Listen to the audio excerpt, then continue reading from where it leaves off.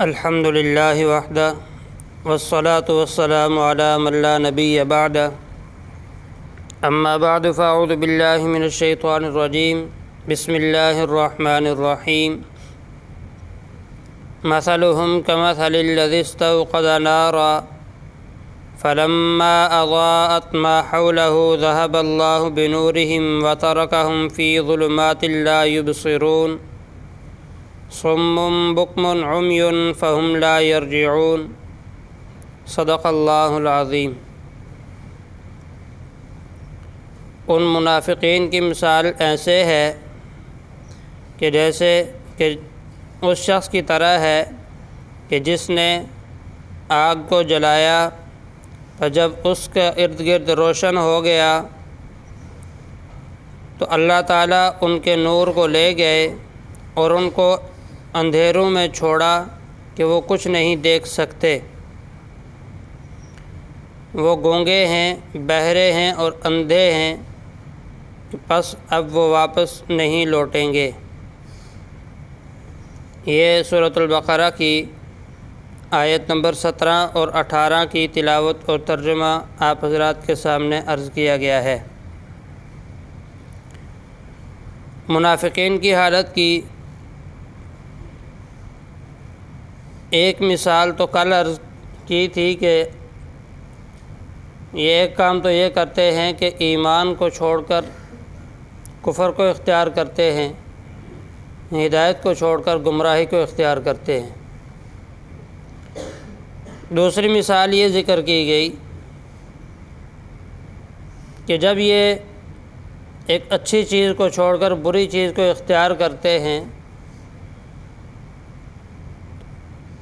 تو ان کے لیے ان کو بات سمجھانے کے لیے اللہ تعالیٰ نے ایک مثال یہ بھی پیش فرمائی کہ دیکھیں ان کی مثال ایسے ہے کہ جیسے ایک آدمی اندھیری رات میں اپنے لیے روشنی کا بندوبست کرے، کچھ آگ جلا کے رکھے، جب آگ جل جائے اور اسے کچھ امید ہو جائے کہ اب میری جو اندھیرے کی وجہ سے ایک پریشانی کا عالم تھا وہ ختم ہو جائے گا، پریشانی دور ہو جائے گی، چیزیں نظر آنی شروع ہو جائیں گی، میں دوسری چیزوں کو دیکھ سکوں گا، پہچان سکوں گا کہ کون سی چیز کہاں موجود ہے۔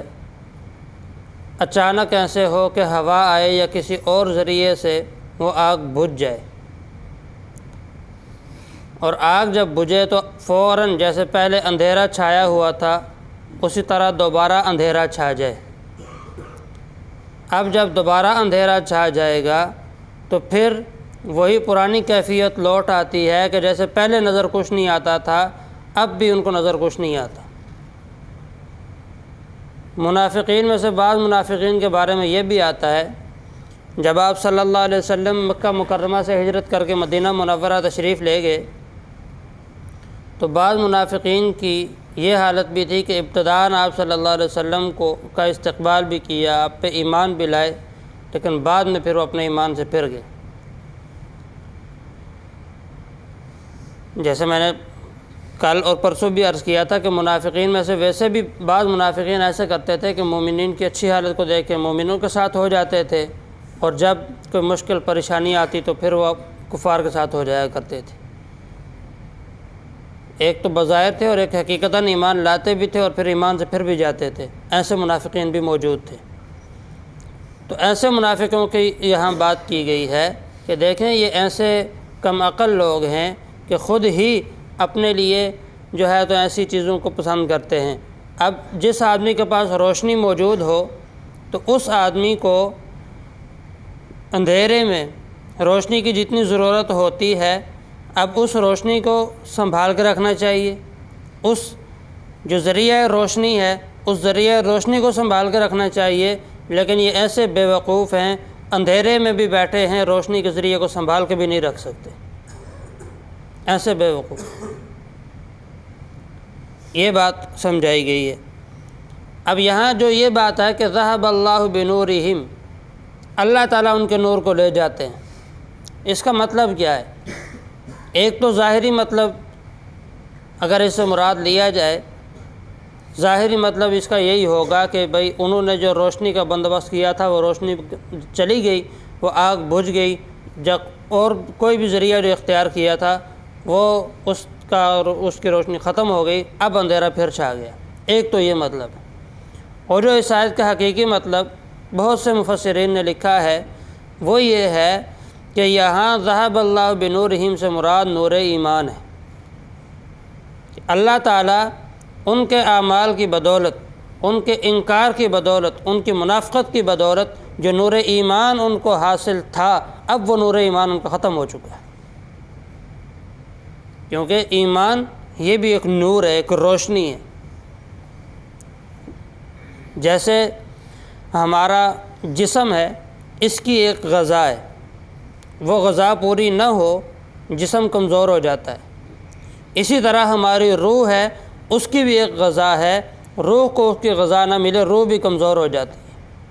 اور یاد رکھیے گا، روح کے لیے غذا ہمارے اعمال تب بنیں گے جب سب سے پہلے ہمارا ایمان ہوگا۔ جب ایمان نہیں ہے تو روح کبھی بھی مضبوط ہو نہیں سکتی۔ دل کو مضبوط کرنے والی چیز ایمان ہے۔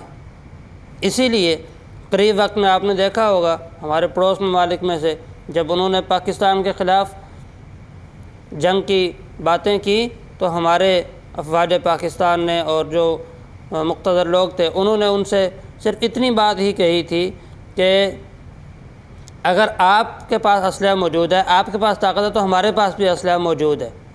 انہوں نے غالباً 3 یا 3.5 منٹ کا وقت دیا تھا، اور ہمارے جو اس وقت ایٹمی پاور جن کے ہاتھوں میں تھی، اب تو خیر وہ بھی دنیا میں نہیں ہے، انہوں نے یہ کہا تھا کہ ہم پوری تیاری میں ہیں، آپ 3 منٹ کی بات کرتے ہیں، ہم 45 سیکنڈ میں آپ کا ملک 3 مرتبہ تباہ کر سکتے ہیں۔ جب یہ بات کی وہ ڈر کے بیٹھ گئے، اس کے بعد انہوں نے کچھ نہیں کہا۔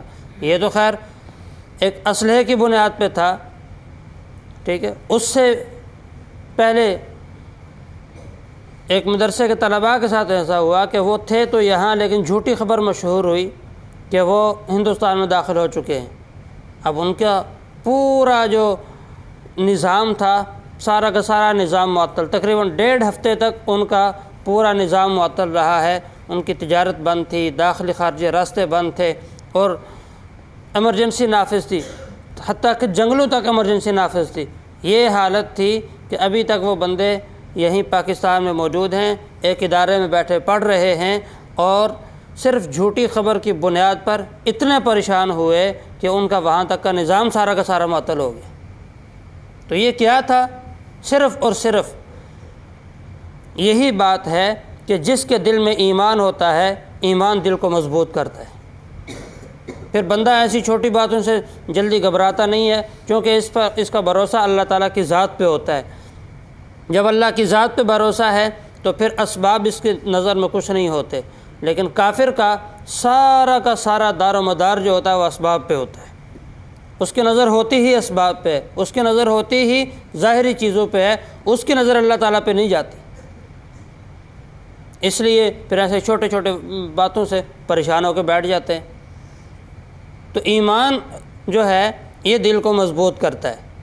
جب ایمان دل میں آئے گا، ایمان کے ساتھ ساتھ جب اعمال ہوں گے تو ہماری روح مضبوط ہوگی۔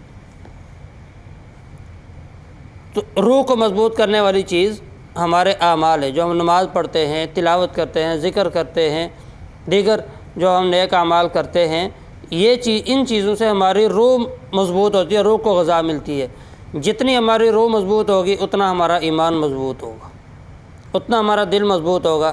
جتنا ہمارا دل مضبوط ہوگا اتنا پھر اللہ تعالیٰ کی ذات پر ہمیں بھروسہ اور توکل زیادہ ہوگا۔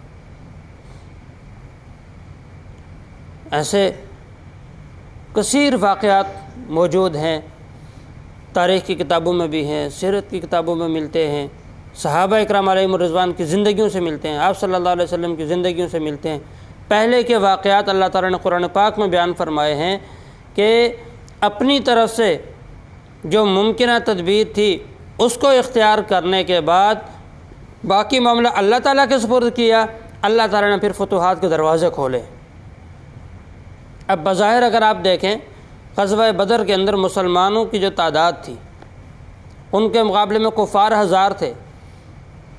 1000 کی تعداد کفار کی ہے اور غالباً 313 یا 20 کے درمیان تک کی تعداد آتی ہے کہ اتنے صحابہ کرام تھے حضور صلی اللہ علیہ وسلم کے ساتھ، مختصر سی جماعت ہے۔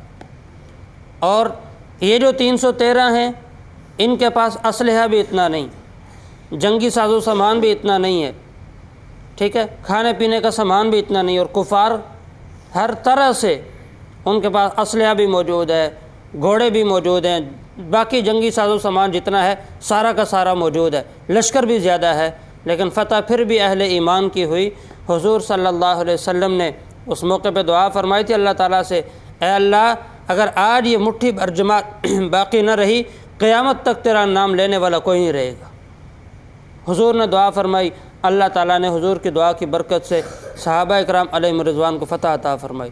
وہ جو کفار بڑے غرور تکبر میں آئے تھے، حضور صلی اللہ علیہ وسلم نے جگہوں کی نشانیاں لگا کے بتایا تھا، فلاں جگہ پہ فلاں کافر مارا جائے گا، فلاں جگہ پہ فلاں کافر مارا جائے گا، اور بعض حضرات نے یہاں تک بھی لکھا ہے کہ ابو جہل جو تھا اور اس طرح جو دوسرے کفار جن کو یہ پتہ چلا تھا کہ حضور نے اس طرح فرمایا ہے، وہ چھپتے پھر رہے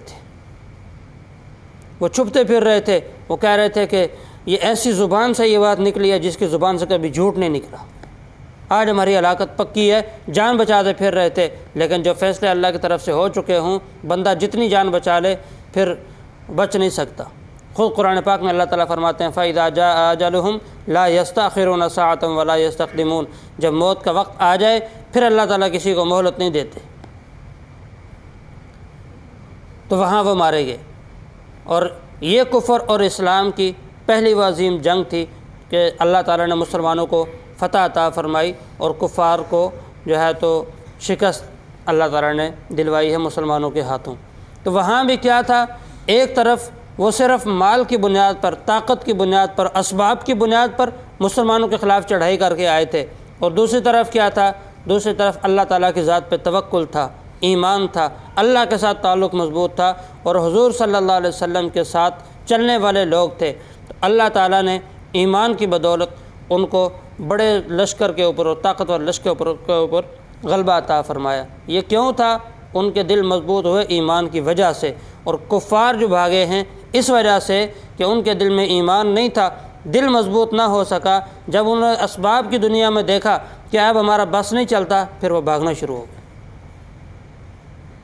تو یہی کام آج بھی ہے، آج ہم خود کمزور ہوئے ہیں تو کفار کو ہم پہ مسلط ہونے کا موقع ملا ہے۔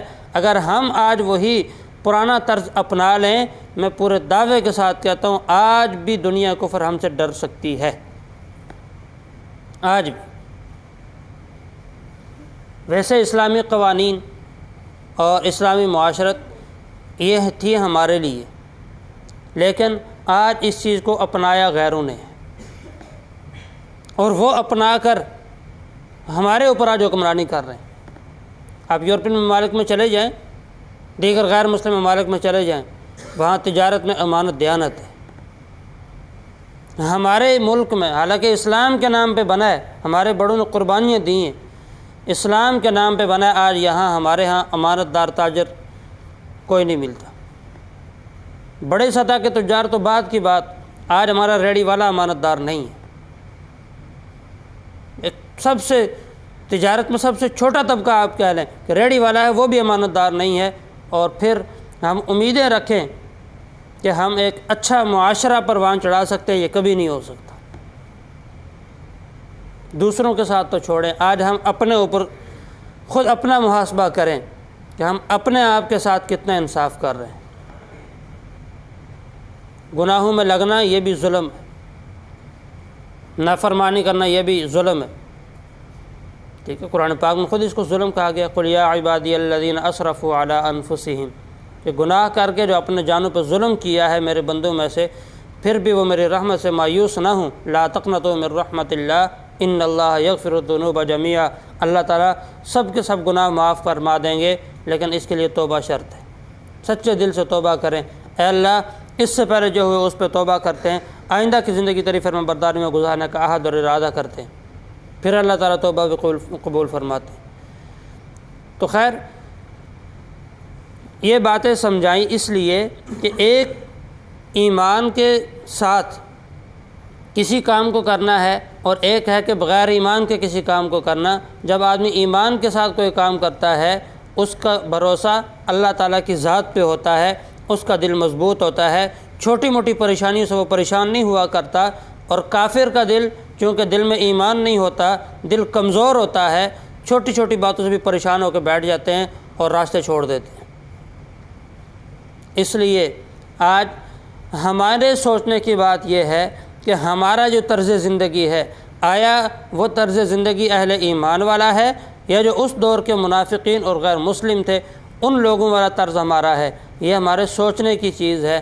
آج ہم اتنے بے حس ہو چکے ہیں کہ دوسروں کے اصلاح کی فکر تو بعد کی بات، آج ہم اپنی اصلاح نہیں کر سکتے۔ ہم نے قرآن پاک کے طرز سے مختلف طرز اپنایا ہوا ہے۔ قرآن پاک نے تو ہمیں کہا تھا یا ایھا الذین آمنوا علیکم انفسکم لا یضرکم من ضل اذا اہتدیتم، سب سے پہلے اپنی اصلاح کی فکر کرو۔ یا ایھا الذین آمنوا قوا انفسکم واہلیکم نارا، پہلے خود اپنے آپ کو جہنم کی آگ سے بچاؤ، پھر اپنے گھر والوں کو بچاؤ۔ ہم نے کیا کیا؟ اپنے آپ کو چھوڑ دیا، دوسروں کو پہلے سامنے رکھا۔ اپنی غلطیاں ہمیں نظر نہیں آئی، دوسروں کی غلطیوں پہ ہماری نگاہ آ گئی، فلانا غلط فلانا غلط فلانا غلط فلانا غلط۔ ہم خود یہ نہیں دیکھتے کہ میری اپنی زندگی میں کتنی غلطیاں ہیں، میں خود کتنے ایسے کام کرتا ہوں جو کرنے کے نہیں ہیں۔ اپنی اصلاح کی فکر نہیں ہے، دوسروں کی اصلاح کی فکر ہے۔ حالانکہ قرآن پاک نے جہاں ابتداءً آپ صلی اللہ علیہ وسلم کو تبلیغ کا حکم ملا نا، تو وہاں یہ بھی کہا تھا قم فانذر وربک فکبر وثیابک فطہر والرجز فاہجر۔ یہاں انہی آیات کے اندر ایک جگہ قرآن پاک میں ایسے بھی آتا ہے وانذر عشیرتک الاقربین، اپنے قریبی رشتہ داروں کو ڈراؤ۔ تو سب سے پہلے اصلاح اپنے گھر سے، اپنے آپ سے، اپنے گھر سے، اپنے محلے سے، اپنے معاشرے سے شروع کریں گے تو انشاءاللہ پھر بڑی سطح پہ ہم جائیں گے۔ یہ نہیں ہے کہ ہم اوپر سے اصلاح شروع کریں اور نیچے آئیں، یہ قرآن اور شریعت کے اصول کے خلاف ہے۔ جب خلاف شریعت کے اصولوں کے خلاف ہم چلیں گے کبھی بھی اس سے خیر نہیں پھیل سکتی، شر بہرحال ضرور پھیلے گا۔ اللہ تعالیٰ سے دعا ہے اللہ تعالیٰ ہمیں شریعت کے تقاضوں کے مطابق زندگی گزارنے کی توفیق عطا فرمائے۔